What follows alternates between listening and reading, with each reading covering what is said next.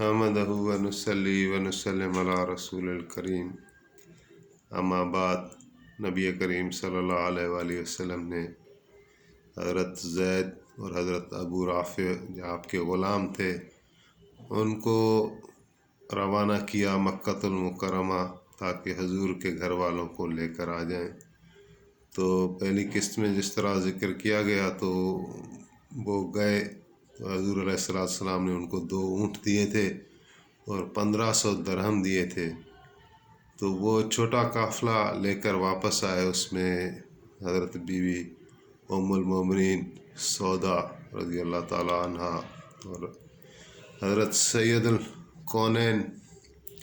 سیدۃ النساء العالمین حضرت فاطمہ زہرا سلام اللہ علیہا اور حضور کی دوسری بیٹی ام کلثوم رضی اللہ تعالی عنہ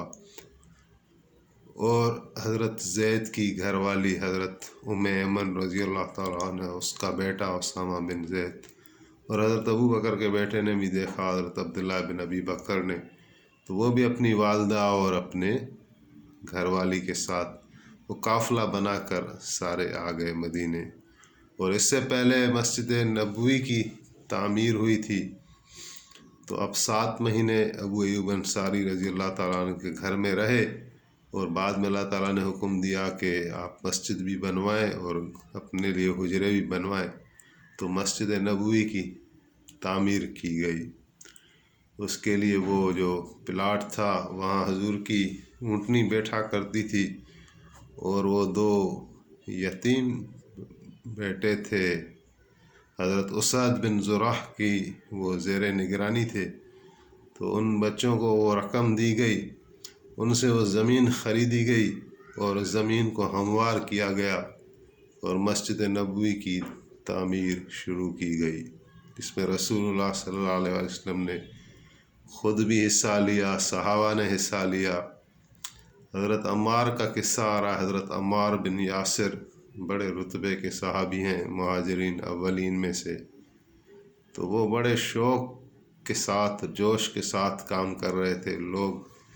ایک ایک اینٹ اٹھا رہے تھے یا پتھر تھا جو بھی تھا،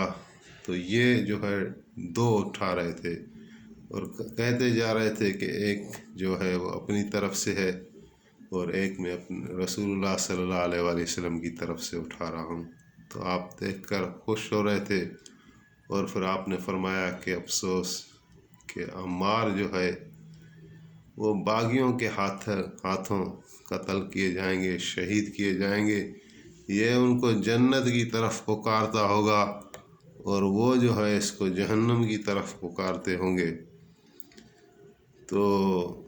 آگے چل کر حضرت عمار کو ایک باغی گروہ نے شہید کیا، جبکہ آپ حضرت علی المرتضیٰ شیر خدا کرم اللہ وجہ الکریم کے زیر پرچم زیر سایہ جنگ لڑ رہے تھے۔ تو مسجد نبوی مکمل ہو گئی اور اس کا رخ جو ہے اس وقت خانہ کعبہ کی طرف نہیں کیا گیا، اس وقت بیت المقدس قبلہ تھا، تو اس کا قبلہ کا رخ بیت المقدس کی طرف کیا گیا، اور 3 ابواب اس میں تھے، یعنی 3 دروازے رکھے گئے مسجد نبوی میں آنے جانے کے۔ ایک تو نبی کریم صلی اللہ علیہ وآلہ وسلم کا اپنا دروازہ تھا، باقی بھی 2 اور تھے، اور ایک کا نام باب رحمت رکھا گیا۔ تو یہ مسجد نبوی کی تعمیر بھی ہو گئی، اور پھر حضور کے گھر والے بھی آ گئے۔ اور اس کے بعد ایک واقعہ آتا ہے عبداللہ ابن السلام کا۔ یہ ایک یہودی عالم تھے، خود فرما رہے ہیں، بعد میں صحابی ہیں رضی اللہ تعالیٰ عنہ، کہ یہ فرما رہے ہیں کہ مجھے پتہ چلا کہ نبی آخر الزمان آ گئے ہیں مدینۃ العالیہ میں، میں خالی دیکھنے گیا کہ نبی جو شخص آیا ہے اور نبوت کی دعویٰ کر رہا ہے اور مکے سے ہجرت کر کے مدینے آیا ہے اور لوگ اس سے فیض یاب ہو رہے ہیں، تو مجھے بھی خیال ہوا کہ دیکھ لوں وہ کیسے ہیں۔ تو یہ فرما رہے ہیں کہ میں جب گیا تو حضور علیہ السلام واعظ فرما رہے تھے، تو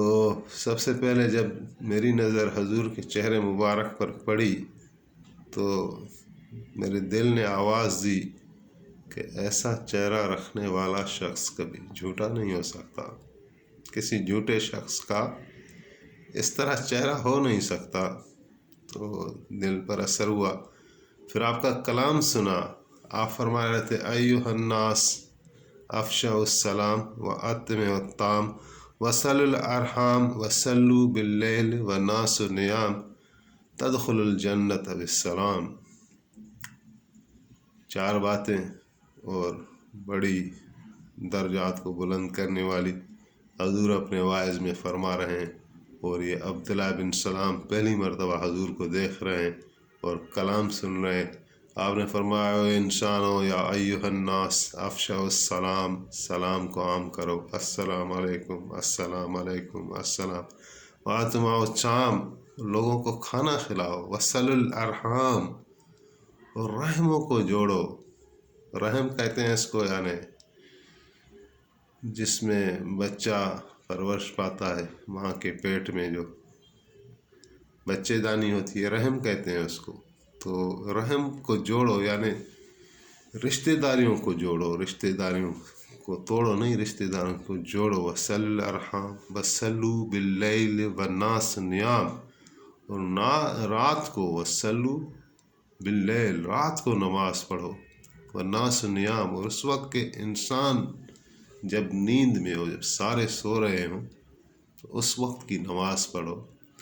تدخل الجنت بالسلام، پھر کیا ہے اس کا نتیجہ کہ جنت میں داخل ہو جاؤ سلامتی کے ساتھ۔ تو اگر اس پر گفتگو کی جائے تو یہ موضوع سے شاید ہٹ جائیں گے، لیکن یہ عبداللہ بن سلام کا واقعہ سنانا مقصود ہے۔ تو وہ کہہ رہے ہیں کہ میرے دل میں تو بہت اثر ہوا، اور حضور فارغ ہوئے تو میں نے جا کے گفتگو کی، اور پھر میں نے گواہی دے دی اور میں ایمان میں داخل ہو گیا۔ لیکن اس کے بعد اسی مجلس میں نے حضور کو عرض کی کہ یا رسول اللہ، یہ جو یہودی ہیں یہ میرے متعلق بہت سی خبریں کریں گے، اگر ان کو پتہ چل گیا کہ میں آپ پر ایمان لایا ہوں تو میرے پیچھے پتہ نہیں کیا کیا کہانیاں کریں گی۔ تو آپ نوازش فرمائیں ان یہودیوں کو اپنے پاس بلا لیں اور میرے متعلق رائے پوچھیں، اور میں بھی ادھر آس پاس چھپ جاتا ہوں تاکہ آمنا سامنا ہو جائے، ان کو میں جواب دے دوں۔ تو حضور علیہ السلام نے ایسا ہی کیا، اور یہودیوں کو، جو ان کے خاص معتبر لوگ تھے، اپنے آپ کو علماء سمجھتے تھے یا سردار سمجھتے تھے، ان کو آپ نے بلایا اور آپ نے ان کو دعوت اسلام بھی دی، اور ساتھ میں آپ نے ان سے پوچھا کہ آپ کا جو عبداللہ بن سلام ہے آپ لوگوں میں وہ کیسا ہے؟ تو یہ کہنے لگے کہ عبداللہ بن سلام ہمارے میں علماء کا درجہ رکھتا ہے، عالم ہے، اور اس کے باپ دادا بھی عالم تھے، اور وہ کبھی آپ پر ایمان نہیں لائیں گے۔ تو جیسے انہوں نے یہ کہا نا، تو عبداللہ بن سلام کہیں چھپے ہوئے تھے، اور ظاہر آ کے سامنے آ گئے اور کہنے لگے اشہد اللہ الہ الا اللہ و اشہد ان محمد رسول اللہ صلی اللہ علیہ وآلہ وسلم، کہ میں گواہی دیتا ہوں کہ اللہ تعالیٰ کے سوا کوئی معبود نہیں ہے، کوئی الہ نہیں ہے، اور محمد صلی اللہ علیہ وآلہ وسلم اللہ کے رسول ہیں۔ تو اس پر وہی یہودی جو ہے ان کو بڑا غصہ آیا، اور ان نے اپنی توہین سمجھی اور کھڑے ہوئے حضور کی بارگاہ سے اور کہنے لگے یہ عبداللہ ہے، یہ جو ہے نا ہم میں سب سے جاہل آدمی یہی ہے، اور اس کے باپ دادا بھی بڑے جاہل تھے۔ تو یہ ابھی یہودیوں کا کردار آئے گا مدینے میں کہ یہودی کیسے تھے، اور حضور کا سابقہ یعنی یہودیوں سے پڑھا، اور پھر منافقین اس کے ساتھ ساتھ تھے۔ تو مکی اور مدنی زندگی کا جو فرق ہے وہ بھی آئے گا سامنے۔ تو یہ یعنی ایک لمحے میں ان کا یہ تاثر اور یہ یعنی اس طرح کا ایک موقف سے ہٹ جانا کہ ایک لمحہ پہلے انہوں نے کہا تھا کہ عبداللہ بڑا عالم اور اس کے بڑے بڑے عالم اور ابھی کہنے لگے کہ یہ جاہل اور اس کے بڑے بھی جاہل تھے۔ تو بہرحال یہ اس کے بعد جو ہے وہ ایک اور واقعہ آتا ہے کہ نبی علیہ السلام نے انصار اور مہاجروں کی آپس میں ایک برادری قائم کی، برادرہڈ۔ دین پھیلا دو طرح کے طبقے سے، ایک مہاجرین تھے، ایک انصار تھے۔ ایک وہ تھے جنہوں نے دین کی خاطر ہجرت کی، جو کچھ تھا اس کو چھوڑا دین کی خاطر، آگے کچھ ملے نہ ملے اللہ تعالیٰ پر توکل کی، رسول اللہ کی تابعداری کی، ظاہر کو نہیں دیکھا کہ کہاں ہمیں نقصان ہے کہاں فائدہ ہے، سب کچھ چھوڑ چھاڑ کر نہتے اکیلے دوسرے شہر میں آ گئے۔ دوسرا طبقہ انصار کا تھا،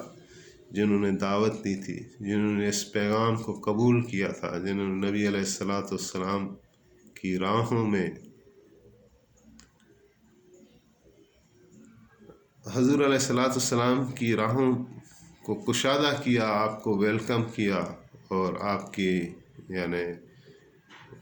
آمد کا انتظار کیا اور ہر طرح سے قربان ہونے کے لیے اپنے آپ کو تیار رکھا تھا۔ تو نبی علیہ السلام نے ان کو ملا کر آپس میں بھائی بھائی بنایا۔ تو جیسے کتاب میں کچھ لکھا ہوا ہے کس طرح آپ علیہ السلام نے، کچھ چند نام پڑھ لیتا ہوں۔ جیسے بڑے صحابی ہیں، حضرت ابوبکر صدیق کا بھائی بنایا آپ نے حضرت خارجہ بن زید انصاری کو، اور حضرت عمر فاروق کا آپ نے بھائی بنایا حسان بن مالک انصاری کو، اور حضرت عثمان کو آپ نے بھائی دیا حضرت اوس بن ثابت رضی اللہ تعالی عنہ، اور حضرت عبیدہ بن جراح کو آپ نے بھائی دیا حضرت سعد بن معاذ، اور زبیر بن عوام کو آپ نے ایک بھائی دیا سلمہ بن سلام انصاری، اور طلحہ بن عبید اللہ ہے، ان کو بھائی دیا کعب ابن مالک رضی اللہ تعالی عنہ، اور عبد الرحمن بن عوف کو بھائی دیا، وہ تھا حضرت سعد بن ربیع انصاری، اور اس طرح حضرت سلمان فارسی کو بھی بھائی دیا، اس کا نام تھا ابو دردہ، اور مصعب بن عمیر کا بھائی دیا، اور وہ تھے حضرت ابو ایوب انصاری۔ تو اسی طرح آپ نے انصار اور مہاجرین کی آپس میں برادری قائم رکھی، اور انہوں نے کمال حد تک کی نبھائی، جس کی مثالیں ہم علماء سے سنتے رہتے ہیں۔ تو بہرحال آخر میں حضرت علی کرم اللہ وجہ الکریم حاضر ہوئے اور فرمایا یا رسول اللہ، آپ نے ساروں کو بھائی دیا اور مجھے آپ بھول گئے۔ تو آپ نے فرمایا نہیں،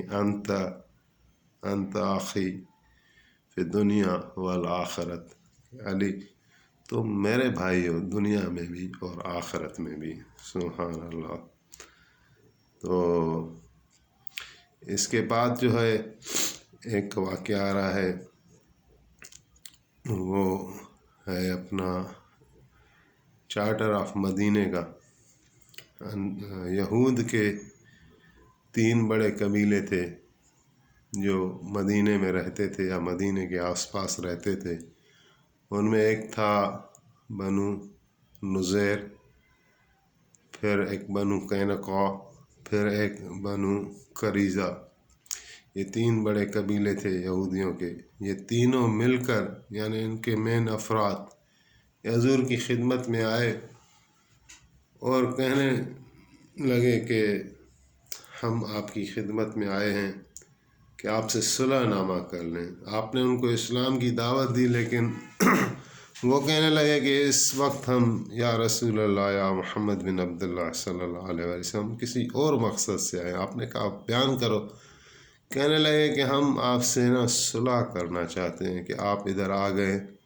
اور انصار مدینہ آپ کا کلمہ پڑھے ہوئے ہیں، تو ہم ایک دوسرے کے پڑوسی ہیں، اور ہم یہ چاہتے ہیں کہ جب ایک ساتھ رہنا ہے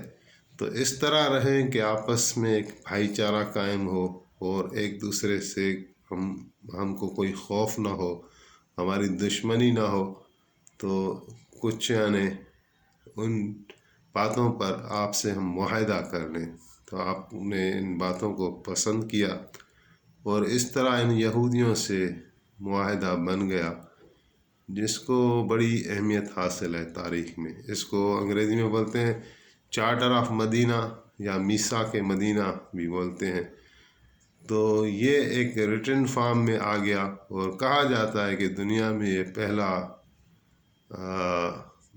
عہد نامہ ہے جو ریٹن فارم میں تھا، واللہ عالم۔ بہرحال اس کی بڑی اہمیت ہے، تو اس پر آپ بھی خوش ہوئے اور اس کے شرائط طے کیے گئے۔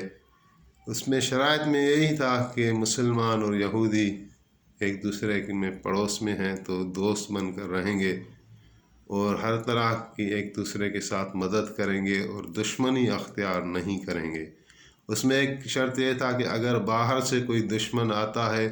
اور کسی ایک فریق پر حملہ کرتا ہے تو دوسرا فریق بھی ہو سکے تو اس دشمن کے ساتھ مقابلہ کرے گا،